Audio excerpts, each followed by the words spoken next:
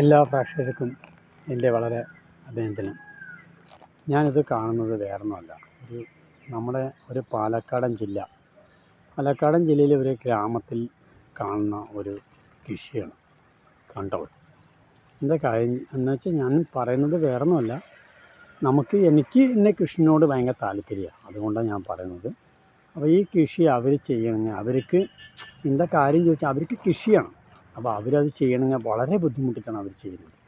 അപ്പോൾ ആ ബുദ്ധിമുട്ട് ചെയ്യുമ്പോൾ ഈ മഴയും കാര്യങ്ങളും എല്ലാം കണ്ടിട്ട് അവർ ഉൾക്കൊണ്ട് ചെയ്യണമെങ്കിൽ അവരുടെ സന്മനസ് നമ്മളത് കാണണം. അവർക്ക് കിട്ടുന്നുള്ള പ്രതീക്ഷയാണ് എല്ലാവരും ചിന്തിക്കുന്നത്, അല്ലേ?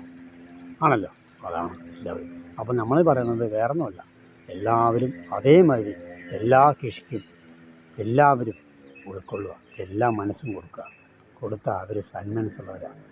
എല്ലാ കൃഷിക്കാരനെയും ആർക്കും സപ്പോർട്ട് ചെയ്യുക എല്ലാവരും. ആ സപ്പോർട്ട് ചെയ്താൽ എല്ലാവർക്കും നല്ല മനസ്സുണ്ടാകട്ടെ. അത് വേണം. വായേ പറ്റുന്നത് നമ്മൾ കൃഷി എന്ന് പറയുന്നത് നമ്മളൊന്നുമല്ല, നമ്മൾ ആരാണ്? നമുക്ക് ഉണ്ടെങ്കിൽ, കൃഷി ഉണ്ടെങ്കിൽ നമ്മളുള്ളൂ, നമുക്ക് ചോറുണ്ടെങ്കിൽ നമ്മളുള്ളൂ.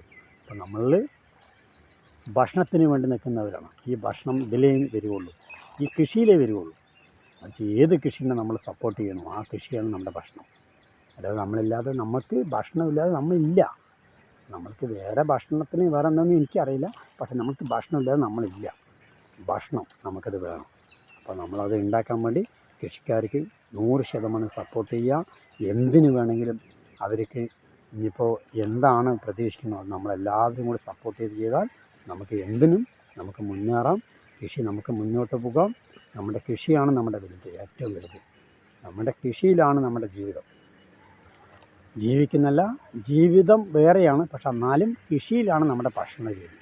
ഭക്ഷണത്തിനാണ് നമ്മുടെ മുൻഗണന. നമുക്ക് ഭക്ഷണമില്ലെങ്കിൽ നമ്മൾ ആരുമില്ല. അപ്പോൾ നമ്മൾ കൃഷി നമുക്ക് മുൻകൈ കൊടുക്കാം. അത് എല്ലാവർക്കും അറിയില്ല, അത് ഞാൻ പറയുന്നു.